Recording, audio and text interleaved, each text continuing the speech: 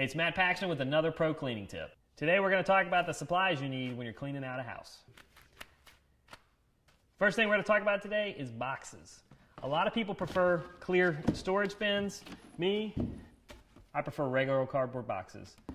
They're easy to write on and you can leave them at donation centers. Expect at least 100 boxes per house. Next item is tape. Get a lot of tape. You're going to want a really good tape gun. Don't go for the cheap one. Make sure it's a steel tape gun, not a plastic one. The plastic one will break immediately. The next item is plastic bags. They're really important. You're going to want clear plastic bags and dark black ones. Most important tool you're going to use is your 3 mil black plastic bag. It's super thick, really durable. You can put books, you can put concrete, anything in there.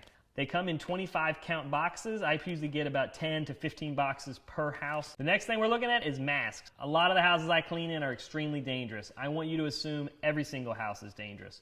Always wear a mask. It must say N95. If it doesn't say N95, don't you dare put it on. This will block 95% of the airborne particles and it'll keep you safe. Right? Expect 3 of these per day per person. You can buy these in bulk at any hardware store in the painter's aisle, 20 at a time. Next item is gloves. We use nitrile or polyurethane coated gloves because they're easier to use and you can grab small things. Big leather gloves, they're not very good. They get in the way and it actually costs a lot of money. 2 types of nitrile gloves. One is coated. That's what I prefer. They're elastic, they're easy to use, and they're disposable. And the other ones are your traditional nitrile gloves that you'd see at the hospital or for medical use. The next item is safety glasses. Everybody needs to wear safety glasses. There's lots of airborne particulates floating around, dust, all types of stuff. Everybody needs eye protection, and maybe you'll look as cool as me. I buy the multi-packs at a hardware store. I usually do 1 pair per person per day. Next item is safety boots. These are important. You want them to be leather and if possible, steel-toed. What's the bottom? Let's go. Soles. You want the sole and the toe to be as strong as possible because trust me, something will fall on your toes. As comfortable as these flip-flops are, trust me, they will not protect you.